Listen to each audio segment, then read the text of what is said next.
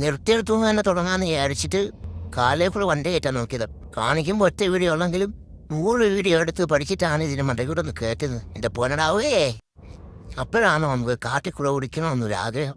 അങ്ങനെ കാട്ടിക്കൂടെ ഒരു കമ്പിൻ്റെ ഇടയ്ക്കൂടെ ഇങ്ങനെ ഓടിച്ച് പോയി. അങ്ങനെ ഒരു തൂണിൻ്റെ മണ്ടക്കൂടെ കയറിക്കൊണ്ടെന്ന് ഇൻസ്റ്റഗ്രാമിൽ കമന്റ്, ബ്രോ അൽക്കേൽ ഗേറ്റ് അല്ലേ, എൻ്റെ കയ്യിൽ ബ്രോങ്കോ ഉണ്ട്, ഒന്ന് മീറ്റ് ചെയ്യാവോ? അപ്പോഴേ റിപ്ലൈ ഇട്ടില്ലേ, പിന്നെന്താ. അങ്ങനെ മീറ്റ് ചെയ്തു ഗായ്സ്. മീറ്റ് ചെയ്തപ്പോഴാണ് ഗായ്സ് ഞാൻ അറിയുന്നത് ഇവനാണ് ബ്രോങ്കോ. ഇരുന്നിരുന്ന് നട്ടുച്ച വെയിലായപ്പോൾ മോന്മാര് പൊക്കി പിടിച്ചോണ്ട് അമേക്കുക. ഞാനാണ് ഒരു സൺസ്ക്രീൻ പോലും ഇട്ടിട്ടില്ല. ഈ വെയിൽ കൊണ്ട് കറുത്താൽ ആര് സമാധാനം പറയും? ഇത് എന്നെ എവിടെ കൊണ്ടുപോടാ? ഉമർ പോക്കത്ര ശരിയല്ല, രണ്ട് കുറ്റിക്കാട്ടിന്റെ കയ്യിലോട്ടാണല്ലോ പോ. അപ്പൊ നിക്കണ ആരെങ്കിലും കണ്ട മാനക്കേടാ, ഇനത്തൊന്നും കൊണ്ട് കേറ്റാതെ പെട്ടെന്ന് കൊണ്ടുപോടാ. ആ തമിഴത്തെങ്ങാനും പോയി കുറച്ചു നേരം ഇരിക്കുക. യുവമാരുടെ വരവ് കൊണ്ടുകഴിഞ്ഞാൽ കൈ തോക്കാന്ന വിചാരം. കാടും മലയുമ്പോഴും കടന്ന് തേടി വരുന്നൊരു വള്ളിത്തേഴാണേ. മുരുക ഹരോഹരാ വേലായുധ ഹരോഹരാ.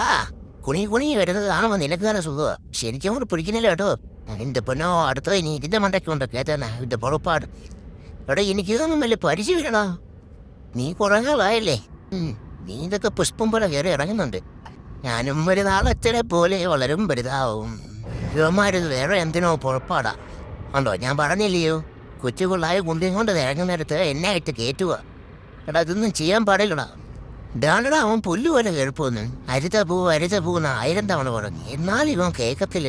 എടാ ബ്രോങ്കോ, ഇത് ഇവന്മാർക്ക് ക്ഷീണിച്ചതാണോ അത് നമുക്ക് ക്ഷീണിച്ചത് ഇവന്മാർക്ക് മനസ്സിലായതാണോ? ഇവനുണ്ട് അടുത്ത ആഴ്ച കാണാവടാ. ഓക്കേടാ, ബൈ.